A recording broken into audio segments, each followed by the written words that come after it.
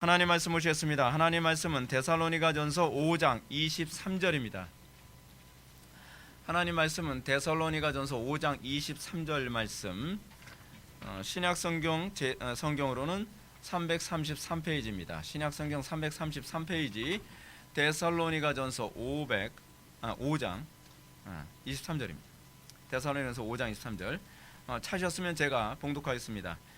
평강의 하나님이 친히 너희를 온전히 거룩하게 하시고 또 너희의 온 영과 혼과 몸이 우리 주 예수 그리스도께서 강림하실 때에 흠없게 보존되기를 원하노라. 아멘.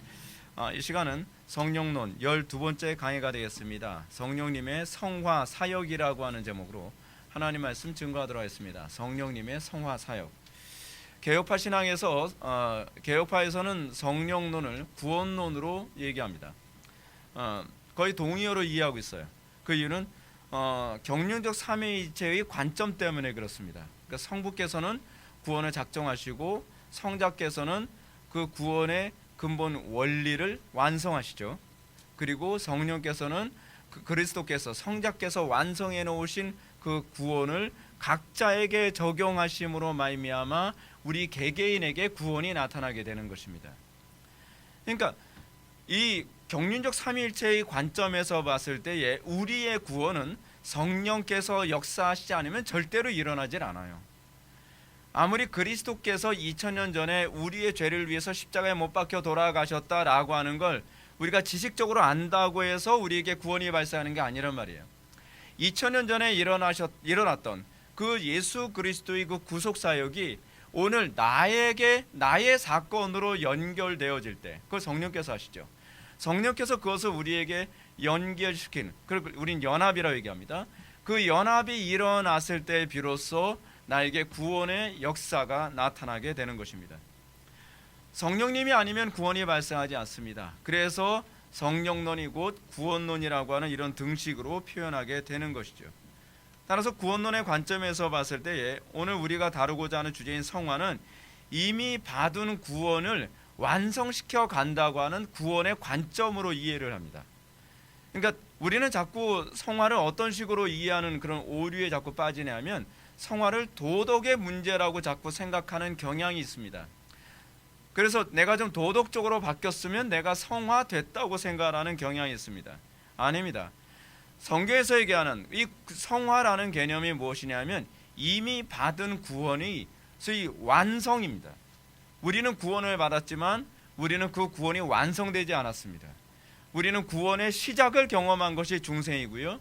그리고 그 구원이 시작된 그 중생에서부터 시작해서 우리는 구원의 완성도로 가는 것이죠. 그래서 우리는 언제 구원이 완성되죠? 예수님의 재림 때 비로소 우리의 구원이 완성되는 겁니다.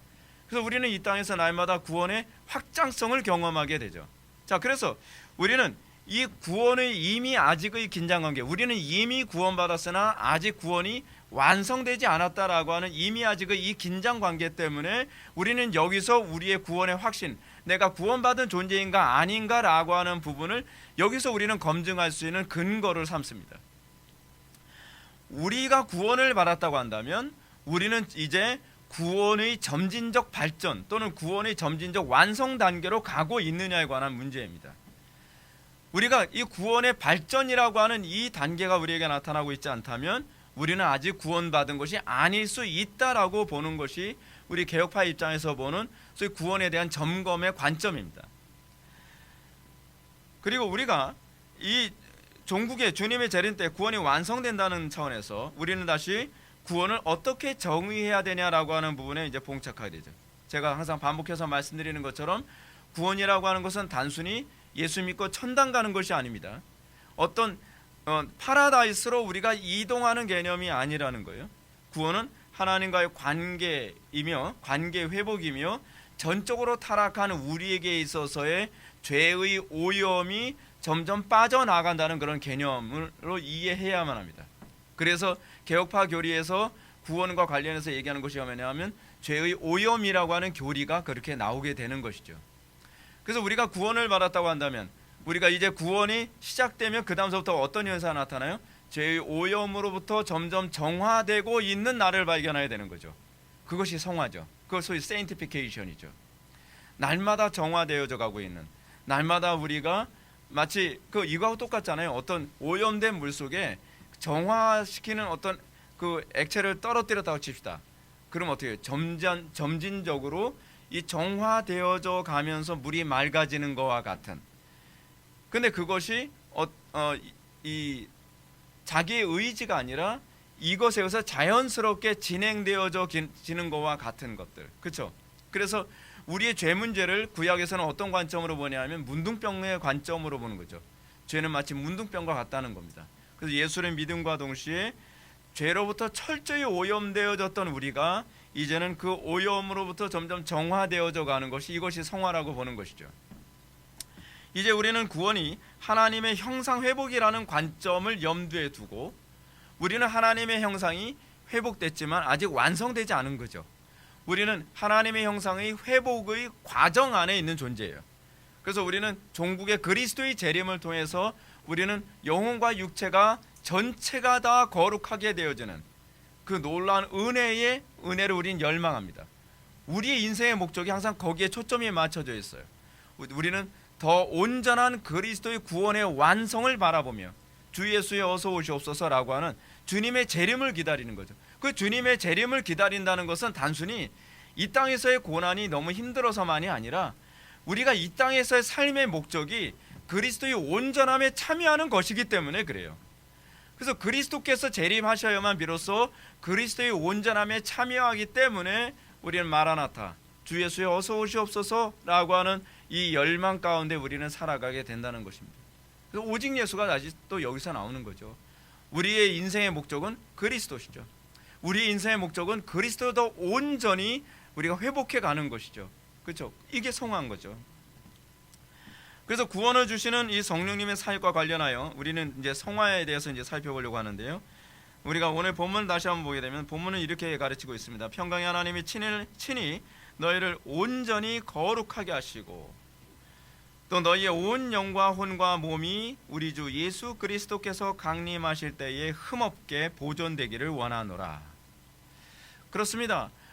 데살로니가 전서에서 우리에게 목표로 하는 궁극적 목표는 뭐냐면 온전해지는 것에 있습니다.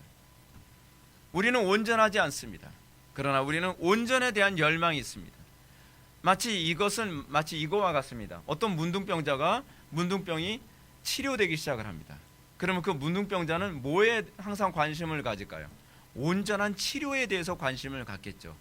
부분적으로 자기의 몸의 한 부분이 문둥병으로부터 이게 치료가 되고 있을 때에 내 몸이 온전히 나아지는 것을 열망하게 되는 것처럼 우리가 예수 그리스도를 믿고 우리가 이제 비로소 구원을 받아 나의 죄의 속성이 이 죄로부터 오염된 나의 영혼이 점점 회복되어지는 것을 경험하게 될 때 우리는 뭘 기대하죠? 온전한 회복을 기대하는 거죠. 그것 때문에 우리는 의에 줄이고 목마르죠. 심령이 가난하죠. 더 온전히 주님을 닮을 수 없을까? 더 온전히 하나님의 형상에 참여할 수 없을까라고 하는 열망을 품게 되죠. 그건 구원받은 사람에게만 나타나는 거예요. 우리에게서 오직 예수라고 하는 이 표현은 그냥 남들 듣기 좋으라고 하는 소리가 아니에요. 우리는 우리의 인생의 목적이 온전히 그리스도의 형상, 그리스도 안에 내포된 하나님의 형상을 온전히 회복하는 것이 우리의 열망이 된 것, 그것이 바로 그리스도인들에게 나타나는 심령의 변화죠. 그래서 우리가 관심을 가지고 보아야 할 핵심적인 사항은 성화가 인간과 하나님의 신인 협력이 아니라는 겁니다. 자꾸 이 성화를 신인 협력식으로 얘기하시는 분들이 간혹가다 있습니다.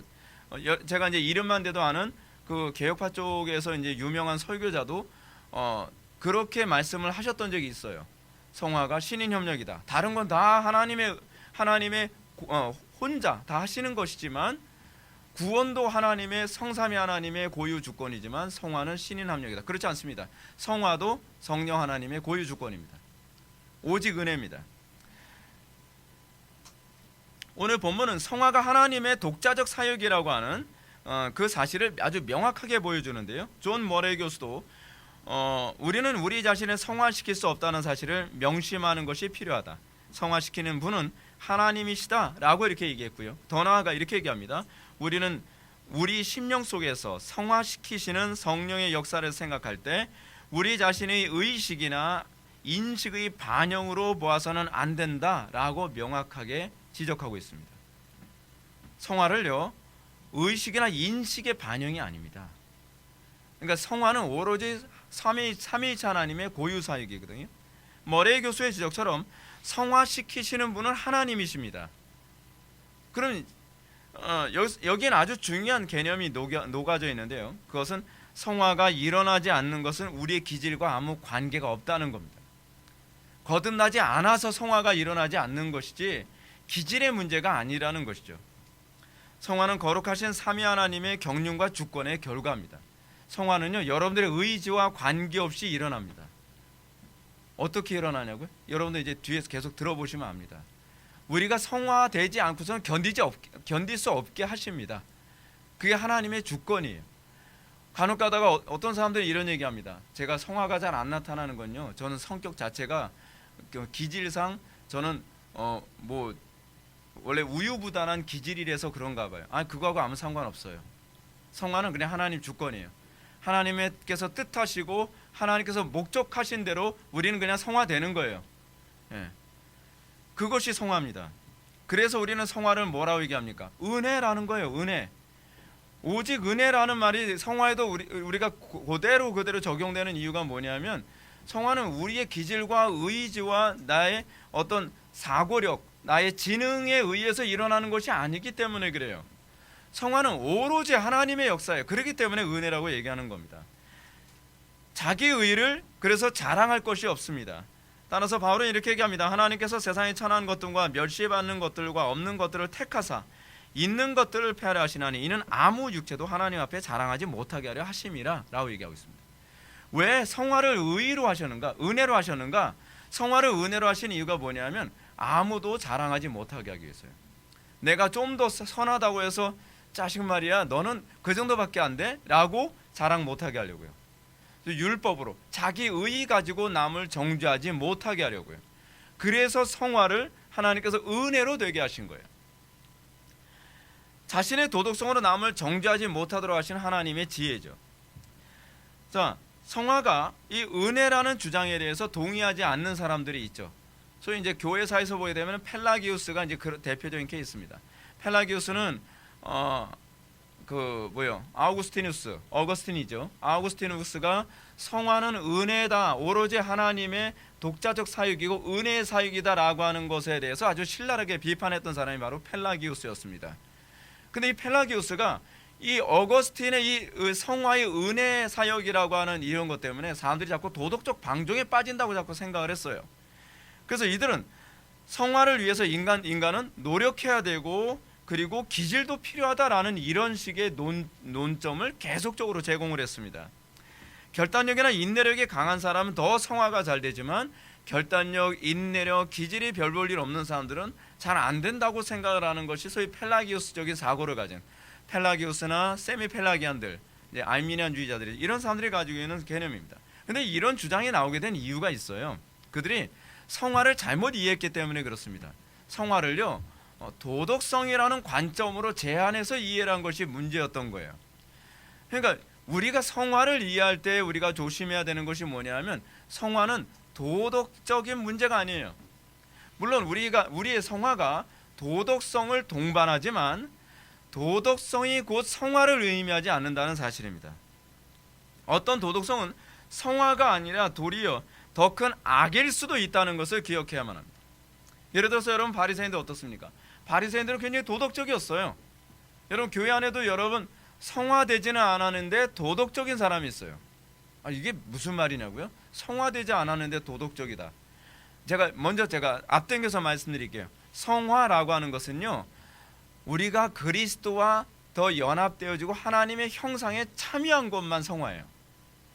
그리스도와 연합되지 않고 하나님의 형상에 참여하지 않고서도 얼마든지 도덕적일 수 있다는 얘기예요. 근데 그 도덕적인 것을 가지고서 바리새인들은 오히려 다른 사람들을 더 잔인하게 정죄하고 그리고 죽이기까지 했죠. 더 나아가서는 예수님을 십자가에 못 박기까지 했잖아요. 우리는 그걸 성화라고 얘기하지 않죠. 그냥 도덕성이라고 얘기하는 거예요. 근데 많은 사람들이 도덕성과 성화를 자꾸 혼란을 가져요. 제가 그래도 뭐 잘못된 교회라고 하는데 그 교회 가서 저 굉장히 도덕적으로 바뀌었거든요. 저 술 담배 다 끊었거든요. 이제는 옛날처럼 그렇게 나쁜 짓 안 하고 살거든요. 그래서 우리는 뭐라 그래요? 도덕적이다 라고 얘기해야 돼요. 성화라고 얘기하면 안 돼요. 성화는 항상 하나님과의 인격적 관계 안에서 나타나는 것이어야만 해요. 근데 하나님과 인격적 관계 없이도 우리는 얼마든지 도덕적일 수 있어요. 철학을 공부하는 것으로도 얼마든지 우리는 도덕적일 수 있고요. 그냥 유교를 통해서도 사람을 도덕적으로 만들 수가 있어요. 근데 우리는 그걸 자꾸 성화하고 혼돈한단 말이에요. 펠라기오스는 그걸 성화라고 생각했던 거죠. 그러다 보니까 이 도덕성의 문제로 자꾸 얘기하면서 이 기질 또는 결단력, 의지력이라고 하는 것을 통해서 얼마든지 성화가 가능하다라고 생각했던 것입니다. 바울의 가르침처럼 믿음으로 따라하지 않은 것은 어떤 도덕적 행위도 다 죄가 될 수밖에 없습니다. 바울의 가르침은 고린도전서 13장에서 내가 사람의 방언과 천사의 말을 할지라도 사랑이 없으면 소리나는 구리와 울리는 꽹과리가 되고 내가 예언하는 능력이 있어 모든 비밀과 모든 지식을 알고 또 산을 옮길 만한 모든 믿음이 있을지라도 사랑이 없으면 내가 아무것도 아니요 내가 내게 있는 모든 것으로 구제하고 또 내 몸을 불사르게 내어줄지라도 사랑이 없으면 내게 아무 유익이 없느니라 라는 말로 나타납니다. 사랑이 없으면 하나님과의 관계 안에서 하나님을 사랑하는 그 사랑 안에 있지 않다고 한다면 내가 천사의 말을 하는 것조차도 성화가 아니에요. 남을 위해서 나를 불 가운데 내어준다 할지라도 이걸 성화라고 얘기하면 안 돼요. 그냥 도덕적인 존재일 뿐이에요. 교회에서 여러분 우리는 교회가 왜 존재하느냐에 관해서 착각하면 안 됩니다. 교회는 도덕적인 사람들을 만들어내기 위해 존재하는 게 아닙니다. 교회가 존재하는 것은 거룩한 사람들을 만들어내는 것이 초점을 맞추고 있어요. 근데 우리는 거룩해진 사람과 도덕적인 사람을 자꾸 혼돈한단 말이에요. 그러니까 상당수의 교회가 자꾸 교인들을 어떻게 해요? 도덕적인 사람을 만들어내려고 애를 써요.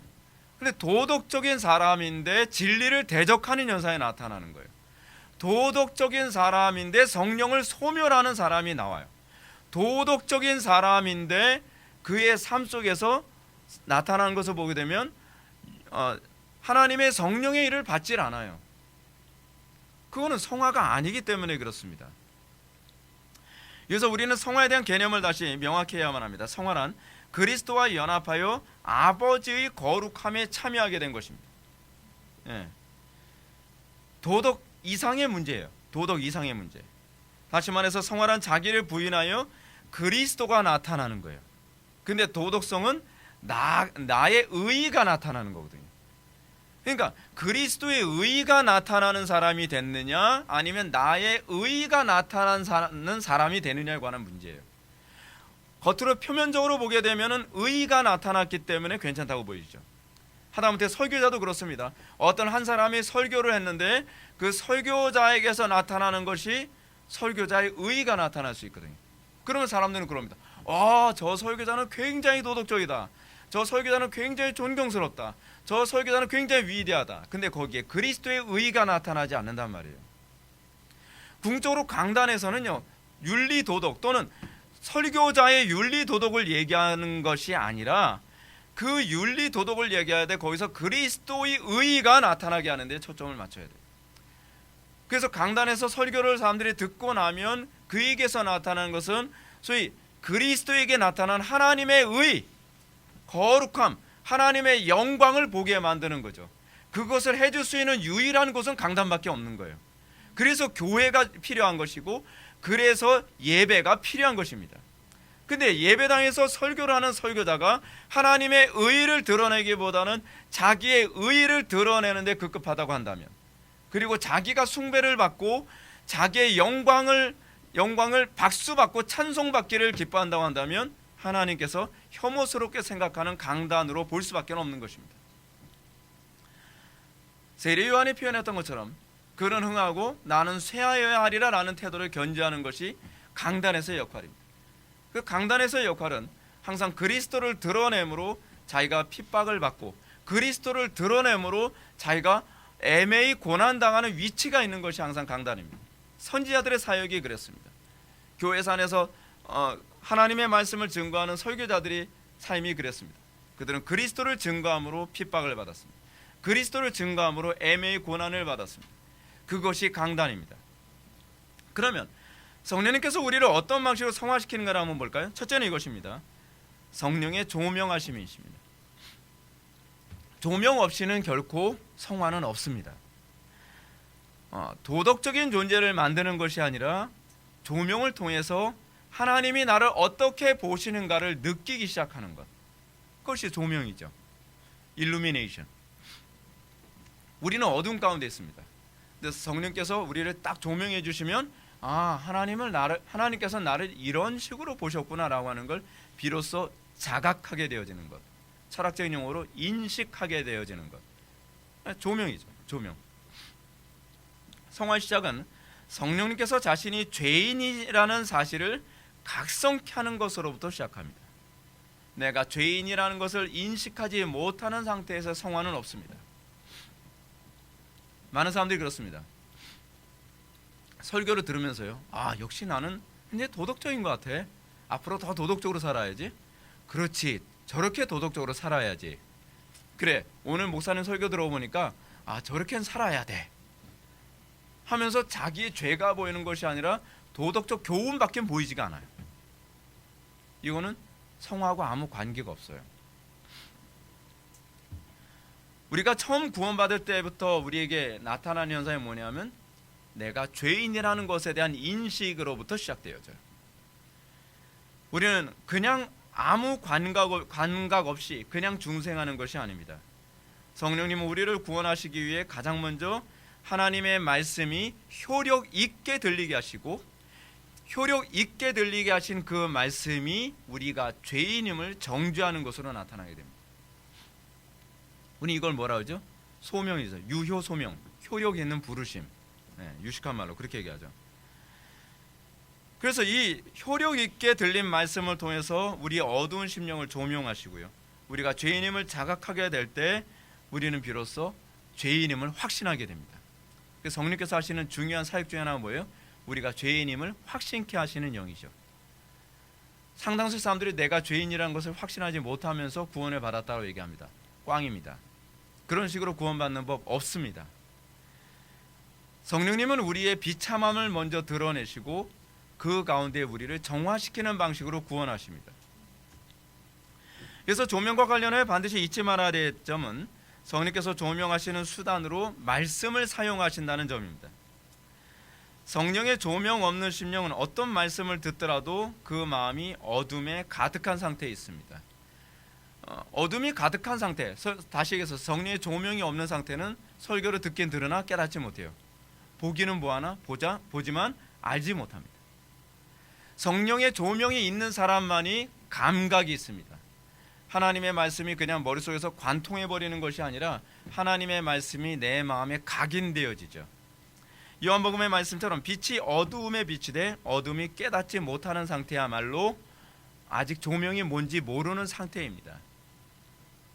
아더 핑크의 지적처럼 성령 하나님께서 심령 속에 은혜의 이적을 행하셔서 죽은 심령을 새로운 생명으로 살리시기 전까지 존재하는 어둠, 그것이 바로 빛이 비추되 어둠이 깨닫지 못한다는 것을 얘기합니다. 그래서 이 어둠이란 단순히 무지를 지칭하는 것이 아닙니다. 이 어둠이란 뭐를 의미하냐면 아더 핑크는 이렇게 얘기합니다. 어둠의 성질을요, 하나님을 대적하는 힘의 원리라고 얘기하고 있습니다.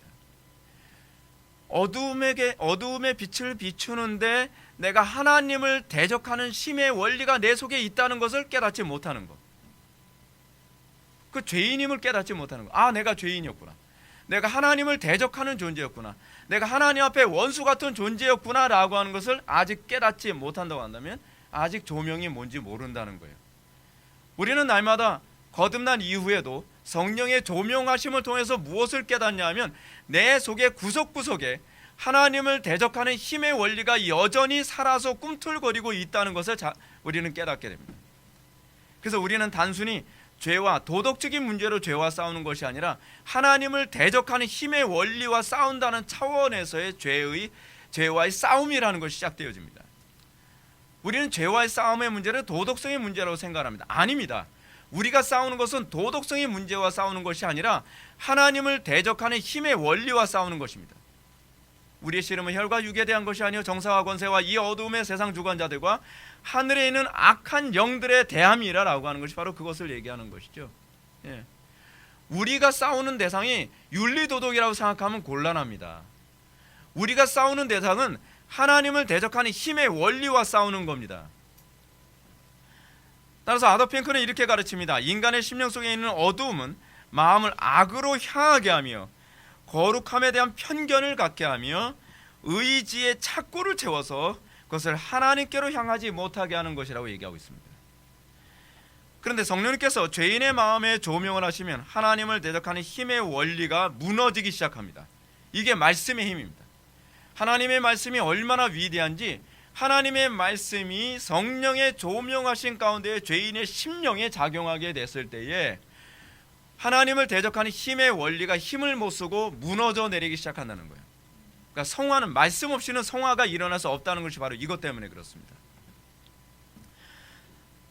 이전에 많이 듣던 말씀이 이전에는 나의 죄, 하나님을 대적하는 죄의 힘의 원리에 아무런 작용을 하지 않았다고 한다면 이제 성령의 조명하심을 통해서 그 말씀이 사용되어지게 되면 그 말씀은 이전과 다르게 내가 하나님을 대적하고 내가 끊임없이 버리지 못하는 이 죄를 무력하게 만들고 우리로 하여금 새로운 힘의 능력 안에 거하게 만드는 놀라운 역사가 나타난다는 것이죠.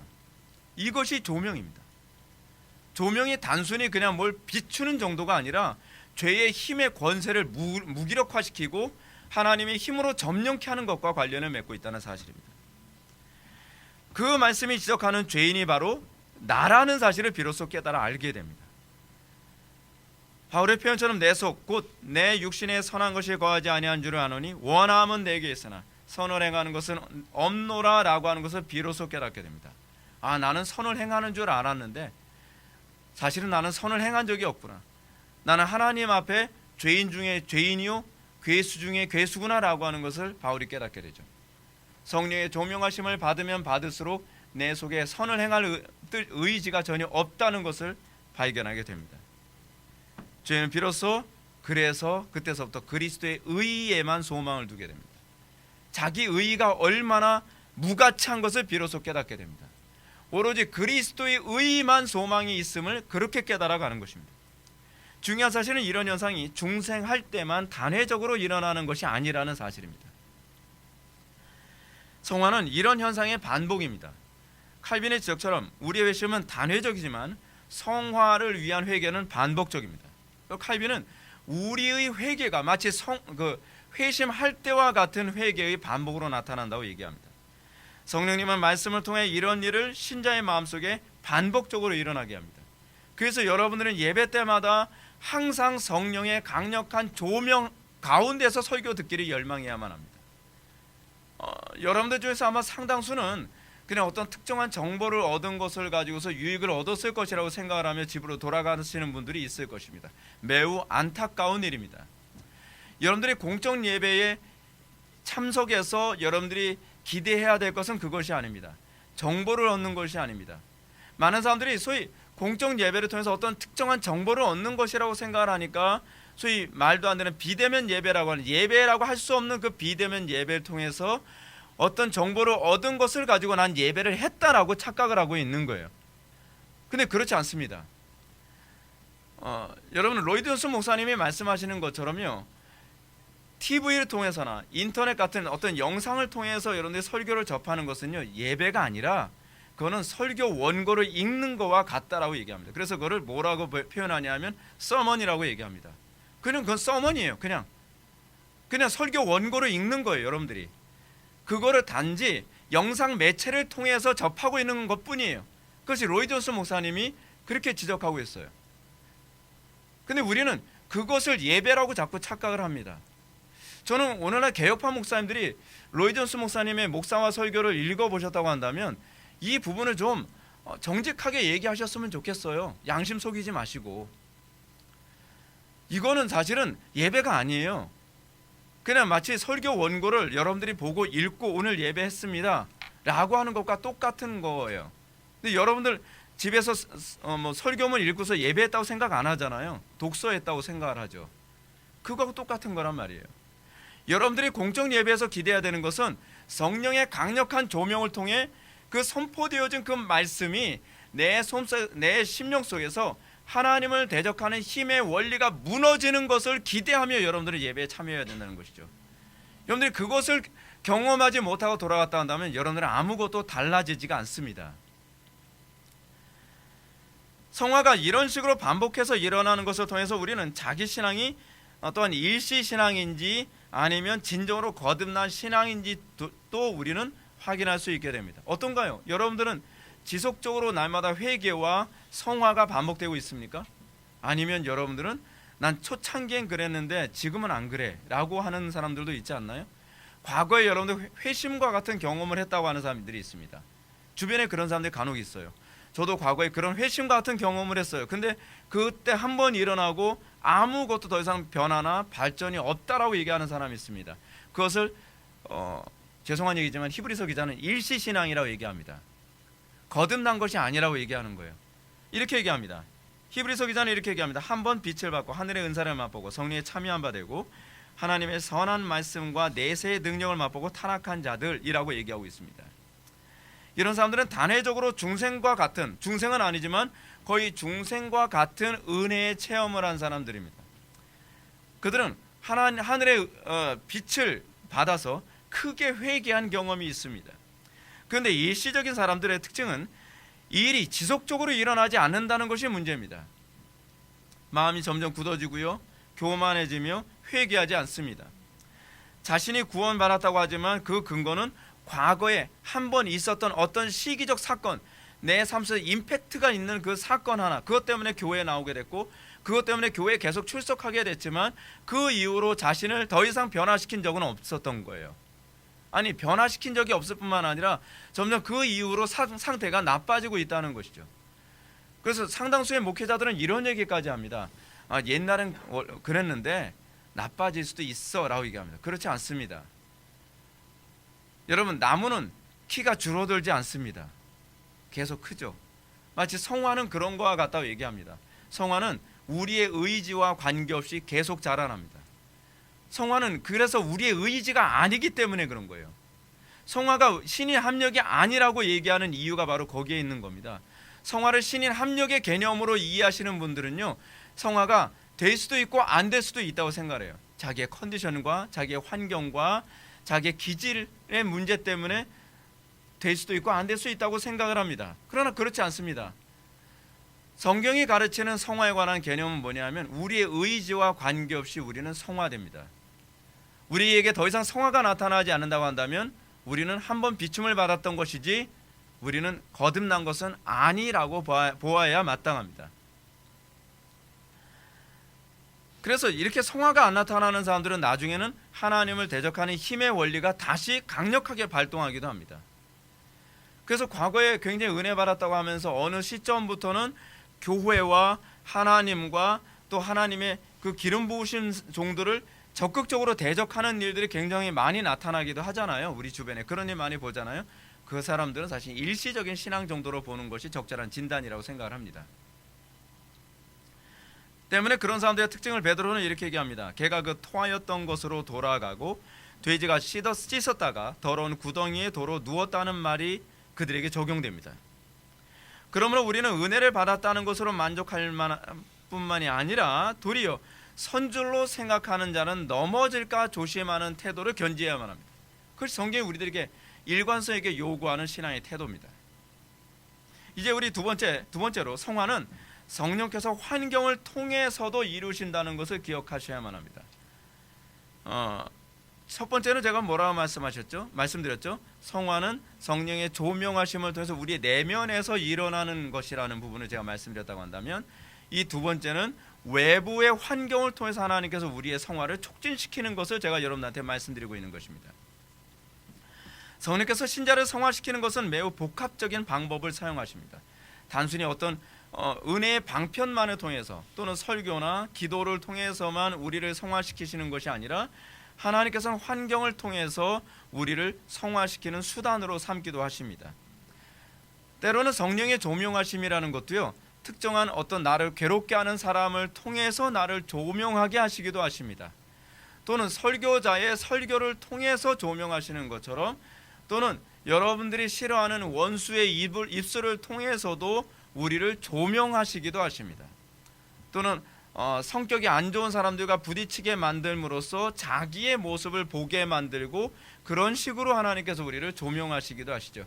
조명은 굉장히 다채로운 방식으로 일어나기도 합니다.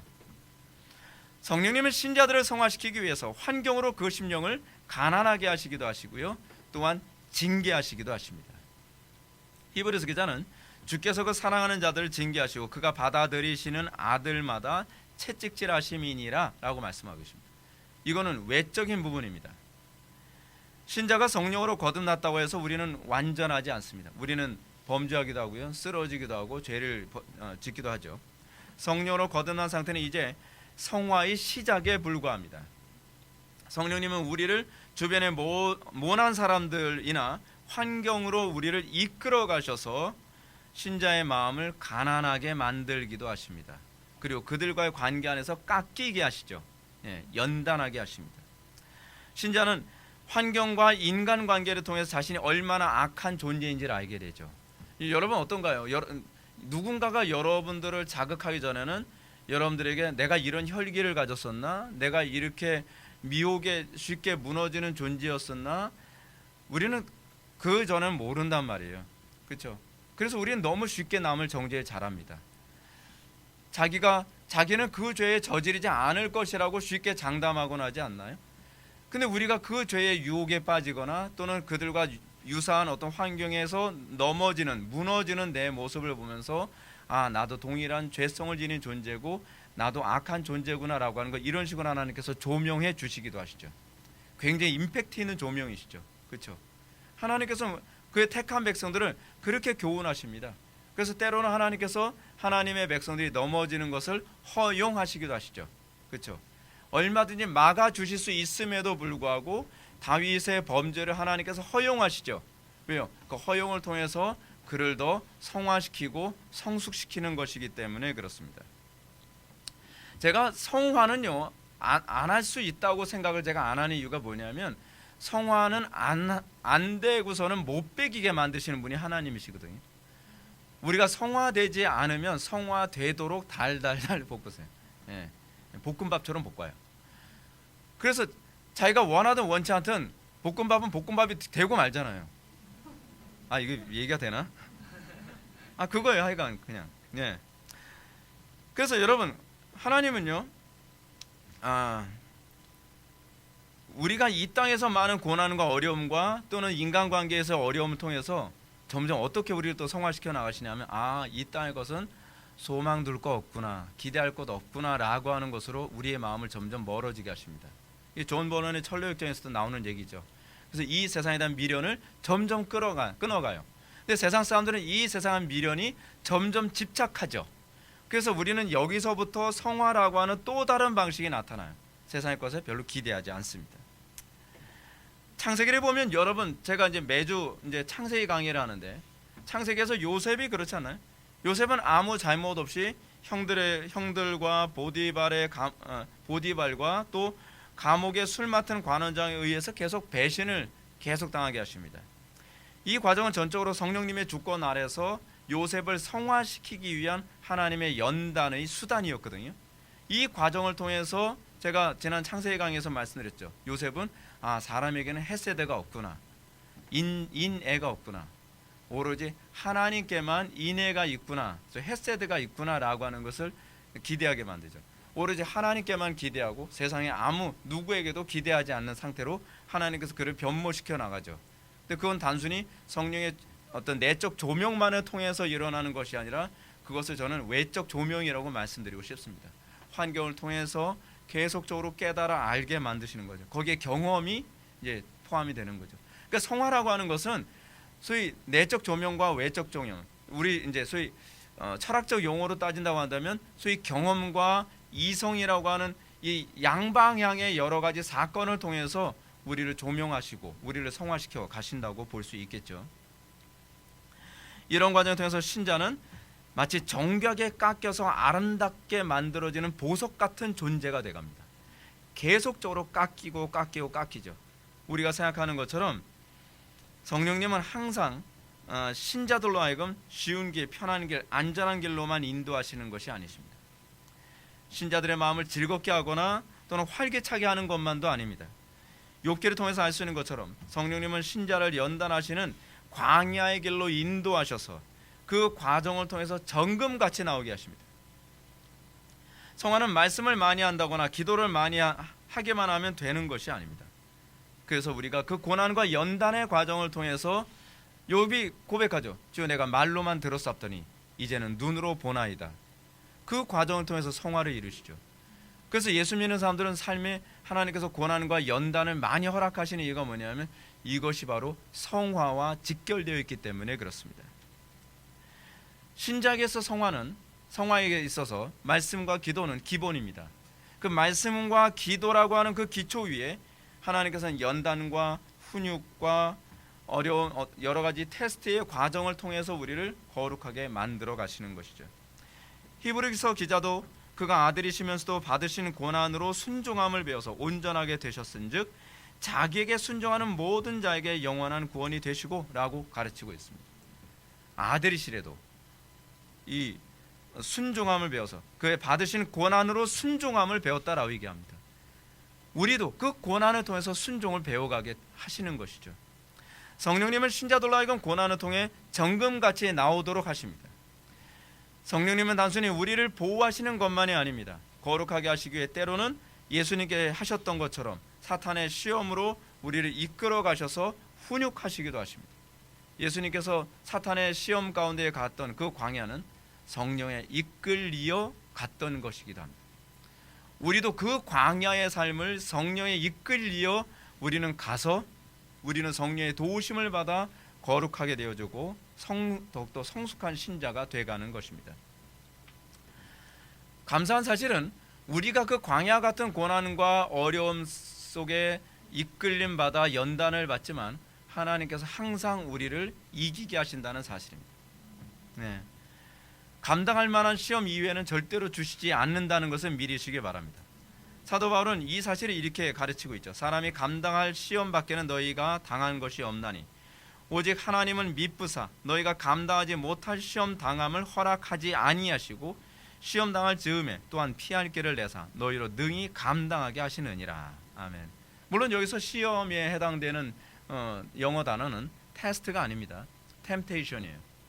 근데 하나님께서는 우리를 트레이닝하기 위해서요, 때로는 어떤 특정한 죄의 유혹에도 우리를 이끄시지만 그 가운데서 우리가 그것에 넘어지게 하지는 아니하시고 우리를 넘어질 즈음에는 우리를 다시 구원하시는 은혜를 통하여 하나님을 더 신뢰하는 법을 배우고요, 또 그 죄를 이기는 법을 배우도록 하신다는 사실입니다. 이런 연단의 과정을 통해서 신자는 자신에게 죄가 얼마나 뿌리 깊게 있는지를 자각하게 됩니다. 아, 내가 내 속에 이렇게 죄의 뿌리가 깊구나라고 하는 것을 자각하는 것은 고난과 연단과 유혹을 하나님께서 허락하심으로 비로소 자각하게 되는 것이죠. 성령님은 성령으로 거듭난 후에 자신에게 일어난 거룩한 변화가 너무나 놀라워서 마치 자신이 천사처럼 됐다고 착각하게 만드는 상태에 방치해 놓지 않습니다. 여러분, 우리가 처음 거듭나고 우리가 은혜 받고 나면요, 내가 천사가 된 거로 착각이 됩니다. 난 예전에 나왔던 혈기도 많이 없어지고요, 그리고 남들처럼 막 미워하던 것도 많이 없어지고, 그럼 자기가 천사가 된 거로 착각을 해요. 그래서 하나님께서 다시 낮추시는 작업을 계속하시죠. 마치 뭐냐면 물병이에요. 그 모래가 있는데 가만히 놔두면 어때요? 깨끗한 물 상태로 보이거든요. 근데 그 물병에 있는 모래를 흔들면 그 물에 그 오염 물질이 다 드러나서 그 속이 얼마나 더러운 것들로 가득한지 알게 되는 것처럼 하나님께서는 우리에게 그 과정을 계속적으로 반복적으로 허용하심으로써 내 속에 있는 죄를 계속 정화시키도록 역사하시는 것이죠. 그러나 여기서 우리는 존 머리 교수가 지적하는 부분을 귀담아 들어야 할 필요성이 있습니다. 존 머리 교수는 잔존하는 죄와 왕노릇하는 죄는 전혀 다르다. 중생한 사람은 죄에 대하여 싸우지만 중생하지 않은 사람은 죄에 대해 만족한다 라고 얘기하는 것을 여러분들 좀 마음에 새길 필요성이 있습니다. 존 머리 교수가 말하고자 하는 것은 이것입니다. 성령으로 거듭난 신자와 거듭나지 않은 자연인들의 심령 사이에는 하나님께서 죄를 드러내실 때 반응이 다르게 나타난다는 겁니다. 그러니까 거듭난 신자들은요, 그 죄의 실체를 보면 비로소 경악하고 그 죄와 싸우기 시작하고 기도로 씨름하기 시작을 합니다. 그런데 자연인들은 그 죄를 합리화합니다. 그 죄를 덮어버리려 합니다. 그리고 그 죄를 드러내신 성령님은 오히려 대적하는 쪽으로 가게 됩니다. 그렇습니다. 죄의 심각성을 자각하고 죄와 싸우는 것은 성령님이 그 안에 거하시고 새롭게 변화된 심령에서만 나타나는 현상입니다. 이것 또한 성령의 사역 가운데 하나이기 때문에 그렇습니다. 성령님은 신자들로 하여금 죄와 싸우는 것과 죄인과 싸우는 것을 구분할 수 있도록 하십니다. 이 미묘한 차이는 성령님이 거한 사람들만 구분합니다. 성령님이 거하지 않은 사람은요, 저 사람이 죄와 싸우고 있는 것인지 죄인과 싸우고 있는 것인지를 구분을 못합니다. 죄와 싸우고 있어도 그들은 죄인과 싸우고 있다고 그들은 그렇게 이해합니다. 이것은 성령께서 그 안에 새로운 삶의 원리로 작용하는 사람들만 볼 수 있는 영역이기 때문에 그렇습니다. 이제 마지막 세 번째로 저는 성화와 기도의 위치를 말씀드리고 싶습니다. 바로 전에 우리는 성령께서 신자를 성화시키기 위해 환경을 통해서 죄를 드러내신다고 했습니다. 만약 성령께서 환경을 통해 죄를 드러내시고 그 죄를 죄로 보도록 만드는 것에서 멈춰버리면 어떻게 될까요?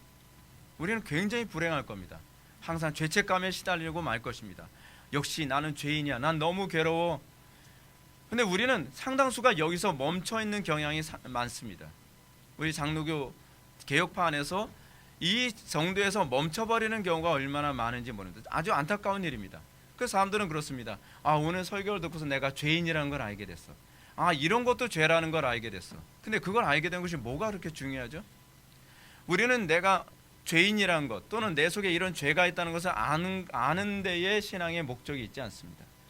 우리는 때로는 그렇습니다. 우리가 팀 모임 같은 거 할 때도요, 내가 이거 죄라는 걸 알았어요. 내가 한 주를 지내면서 내가 얼마나 무능하고 내가 얼마나 죄악된 존재인지를 알았어요 라고 하는 말로 끝내는 경우가 많이 있습니다. 그게 중요한 게 아닙니다. 그것은요, 우리로 하여금 기도하게 만들고 그리스도를 붙잡게 하기 위한 수단에 불과합니다. 우리는 그걸 성화라고 착각하는 경향이 있습니다. 그것을 성화라고 착각했던 사람도 있습니다. 여러분들이 제가 아까 광고 시간에 잠깐 언급했던 소위 영상으로만 예배하는 그 목사님 있잖아요. 그 목사님이 성도들을 그렇게 가르쳤습니다. 이 특정한 죄를 저지름으로써 내가 죄인이라는 걸 깨닫는 것이 성화라고 생각하는 것, 그건 잘못 알고 있는 겁니다. 내가 특정한 죄를 저지르고 있기 때문에 그걸 성화라고 생각하는 것은요, 교회에서 안에서도 항상 잘못 이해되어진 성화의 전형적인 특징입니다. 성화란 그 죄를 정복한 것을 의미합니다. 근데 그 죄를 어떻게 정복하느냐? 기도 아니고서는 이런 종류가 나갈 수가 없다는 것이 중요한 것이죠. 근데 문제는 내가 죄인이라는 것을 자각하게 만드는 것을 성화라고 생각하는 분들은 성도들에게 기도로 그리스도를 붙잡는 쪽으로 인도하지 않습니다. 궁극적으로 내가 죄인이라는 것을 자각하게 만드시는 성령의 사역의 목적은 그것이 바로 소위 몽학 선생이 되어서 우리를 그리스도께로 인도하기 위해서입니다. 우리는 내가 죄인이고 여전히 내 속에 죄성이 뿌리 깊게 박혀 있다는 것을 자각하며 그것 때문에 우리는 더 그리스도를 간절하게 붙들고자 하는 열망과 갈급함에 사로잡힌 바 되어야만 합니다. 죄책감을 느끼는 것이 신앙이 아닙니다. 그리스도를 붙잡는 것이 신앙입니다. 따라서 신자가 죄와 싸워 승리하도록 이끄시는 분이 성령님이시죠.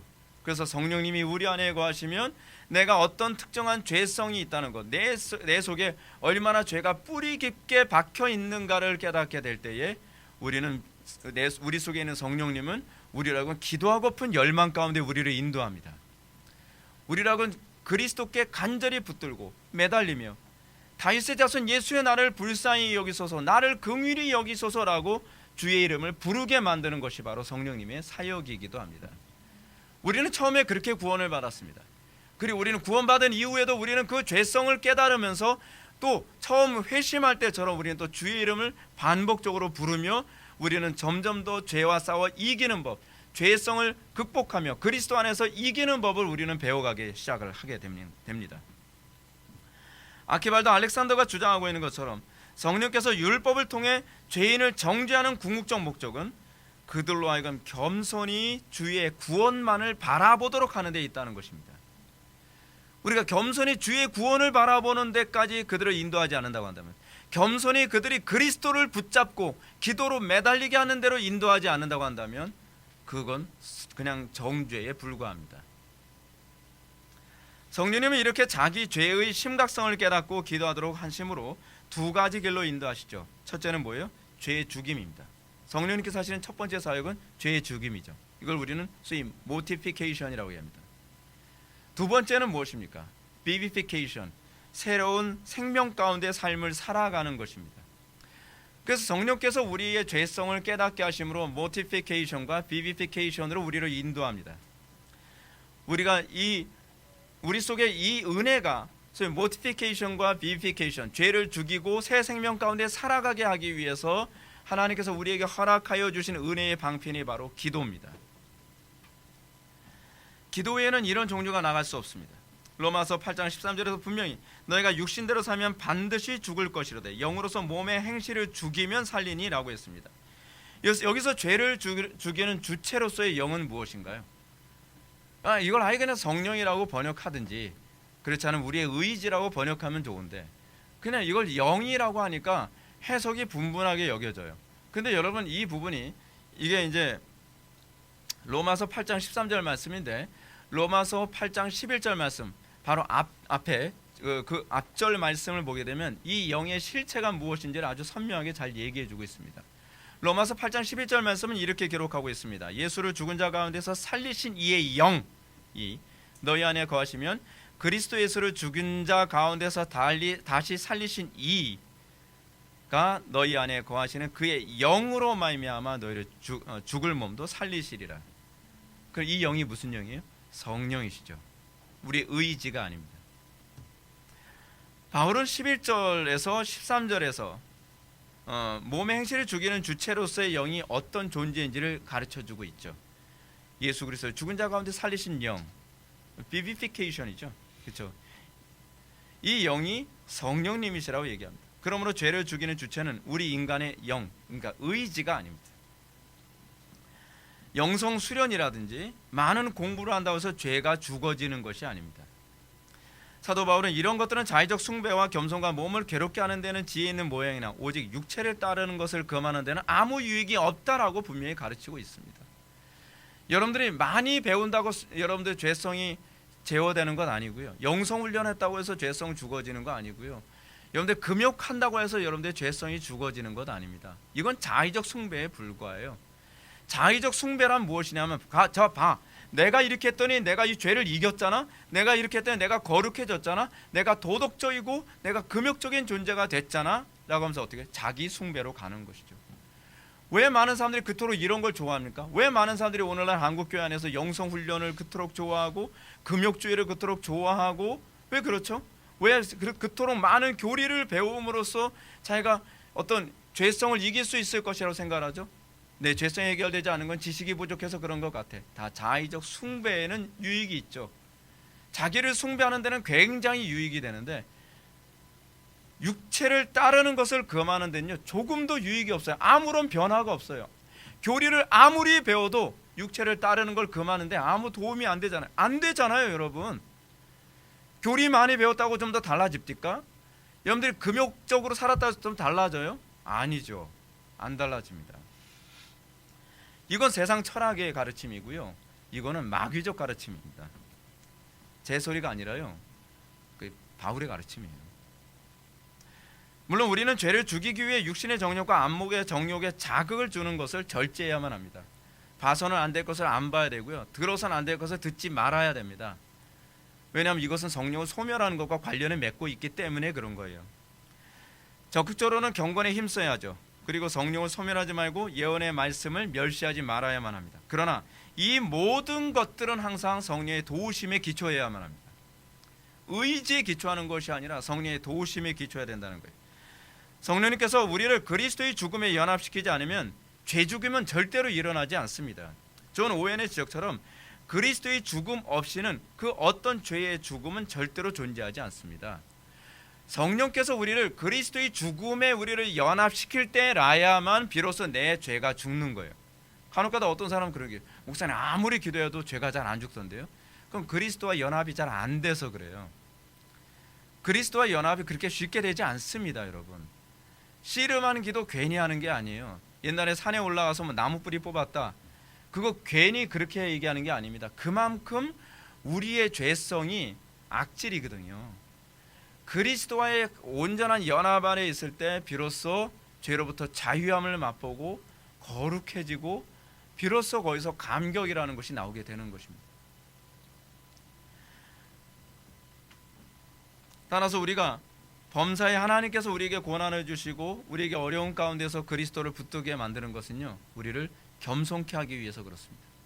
겸손하지 않으면 절대로 기도하지 않습니다. 기도하지 않는다는 것은 겸손하지 않기 때문에 기도를 안 하는 겁니다. 거기다 다른 말로 갖다 붙이고 합리화시키는 것 뿐이지요, 실제로는 기도하지 않는다는 것은 내 힘으로 이길 수 있다고 생각하는 거예요. 내 힘으로 아직 뭔가 할 수 있다고 생각하고 내 지성과 내 의지와 내 결단과 내 기질, 생리적으로 타고난 나의 그 무엇인가로 내가 할 수 있다고 생각하는 자신감이 빠지지 않았기 때문에 기도보다는 여러분들 율법적 행위를 더 따라가는 것입니다. 예수님의 말씀처럼 기도 외에 다른 것으로는 이런 종류가 나가지 않습니다. 예수님께서 습관을 조차 기도하셨던 것처럼 우리는 날마다 자기를 부인하는 기도를 해야만 합니다. 예수님도 십자가 앞에서 자기를 부인하기에 땀방울이 핏방울이 떨어지는 것처럼 기도했듯이 우리도 그렇게 기도해야만 합니다. 자기 부인 그렇게 쉽게 되는 것 아닙니다. 기도를 왜 씨름이라고 얘기합니까? 쉽지 않기 때문에 그렇습니다. 제가 이렇게 기도를 강조하면 대부분의 사람들은 은근히 불편하게 생각합니다. 사람들은 종종 종교적 고행이나 영성훈련 혹은 많은 교리 공부를 더 선호하죠. 왜냐하면 이 모든 것들은 자기 숭배를 강화시키는 즐거움이 있기 때문에 그렇습니다. 근데 기도는 안 그래요. 기도는 지루해요. 기도는 힘들어요. 그러면 어떤 사람은 또 그렇게 얘기할 겁니다. 목사님, 기도하는 사람 중에서도 아주 잘못된 사람들도 많이 있는데요 라고 얘기합니다. 맞습니다. 이런 사람들의 특징은요, 기도를 하지만 죄의 죽임과 새로운 삶이라는 성화가 안 나타납니다. 기도 잘못하는 사람들은 또 기도에 또 광적으로 매달려요. 왜냐하면 그것이 자기의 의거든요. 그것이 자기 숭배에 딱 맞아떨어지는 것이기도 하거든요. 근데 이런 사람들의 특징이 뭐냐면 기도하는데 죄 죽임이 안 나타나요. 기도하는데 새로운 삶의 변화가 안 나타나요. 아니, 기도를 함으로써 오히려 더 교만해지기까지 합니다. 그건 기도 100% 잘못한 거예요. 기도를 하는데 교만해졌다? 그 사람 정말 기도 잘못하는 겁니다. 참된 기도는 겸손해진 사람이 아니면 할 수 없는 것이 기도이기 때문에 그렇습니다. 우리가 잘 아는 것처럼 12년 동안 혈우병 앓았던 여자가 예수님을 절실하게 만나고자 했던 것은요, 그냥 이루어진 것이 아닙니다. 12년이라는 기간 동안 많이 겸손해졌기 때문에 그렇습니다. 사람이 그렇게 쉽게 겸손해지지 않습니다. 인간의 교만은요, 이 쇠심줄 같아가지고 이게 아무리 웬만큼 고난과 연단받아도요, 하나님 앞에 겸손히 무릎 꿇고 도와주십시오, 이게 손을 잘 벌리질 않아요. 얼마나 교만한지 몰라요. 인간의 교만함이라는 것이. 쇠심줄도 쉽게 얘기해요. 철심줄. 막. 웬만해서는 무릎을 꿇질 않아요. 근데 그녀가 12년이라는 기간 동안 철저히 낮아지니까 비로소 어떻게 됩니까? 그리스도에게만 소망을 품고 그리스도께만 손을 벌리죠. 그렇습니다. 기도는 이렇게 겸손하게 된 사람들만 할 수 있는 것이 기도입니다. 그래서 기도는 프로그램이나 지적인 가르침 혹은 방법론으로 되지 않습니다. 기도는 정말 방법론으로 되지 않아요. 기도는요. 다시 강조하지만 우리의 죄를 죽이고 우리를 새 생명 가운데 행하게 하시는 주체는 성령님이십니다. 우리 정과 육을 십자가에 못 박는 것은 성령님의 역할이지 우리의 의지가 아닙니다. 성화는 신인 협력이 아니라 오로지 성령님의 독단적 사역입니다. 우리는 그의 은혜를 찬양할 뿐입니다. 성령님의 은혜로 오신 독단적 사역이라고 해서 우리가 아무 일도 안 하는 것이 아니라 아무 일도 안 하나님께서 원하시는 일을 하지 않으면 견딜 수 없게 인도하시는 거죠. 우리의 그 행함은 성령님의 주도권 안에 있다는 얘기예요. 무엇보다 성령님이 아니면 이 놀라운 성화가 이루어질 수 없다는 이유는 서론에서 잠시 언급했던 것처럼 성화가 도덕성의 문제 이전에 성령님께서 우리를 주님과 연합시킨 결과이기 때문에 그렇습니다. 성화는 성령님께서 우리를 그리스도와 연합시키러 말미암아 내게 사는 것이 그리스도다라고 고백하게 만드는 것입니다. 어떻습니까? 여러분들 예수 믿고 나서 이전보다 더 그리스도를 사모하게 됐고 더 그리스도를 열망하게 됐고 더 그리스도와 동행하기를 기뻐하게 됐습니까? 그거예요. 그게 성화예요. 우리가 얼마나 도덕적으로 바뀌었냐? 물론 도덕적으로 바뀌죠. 근데 그 도덕성이 때로는 자연인들이 생각하는 도덕성하고는 또 다르게 나타나는 양태가 많이 보이거든요. 다시 말해서 우리는 그리스도께서 우리를 통해 사시고 우리 옛사람은 부인된 상태, 이것이 바로 성화입니다. 성령님은 신자들이 이 상태가 되도록 하기 위해 죄를 자각하게 하시고 그리스도를 간절히 열망하게 하기 위해서 심령을 가난하게 하십니다. 그래서 우리로 하여금 그리스도와 연합하는 데까지 이르게 만드시죠. 이렇게 그리스도와 연합이 이루어지도록 하시기 위해 성령님은 죄를 죽이시고 새 생명 가운데 살도록 하십니다. 이 놀라운 신비적 연합을 통해 신자들은 아버지의 거룩하심을 나타내는 사람으로 점차 성장하게 됩니다. 여러분들에게 이 놀라운 성령의 역사가 항상 주님 앞에서는 그날까지 항상 나타나기를 주님의 이름으로 축원합니다. 기도하시겠습니다. 사랑이 많으신 하나님, 우리가 오늘 이 시간 성화에 대해서 살펴보았습니다. 아버지 하나님, 우리에게 성화가 아닌 것이 무엇인지 알게 하여 주심을 감사드립니다. 또한 우리가 성화가 없이 신자라고 얘기할 수 없음을 알게 하여 주심을 감사드립니다. 우리에게서 성화가 나타나기 위해 온전히 더 겸손이 필요하며 더 그리스도를 붙잡는 것이 필요함을 알게 하여 주심을 감사드립니다. 아는 것으로 그치지 않게 하여 주시고 열매 맺게 하여 주옵소서. 예수님의 거룩하신 이름으로 기도올렵나이다. 아멘.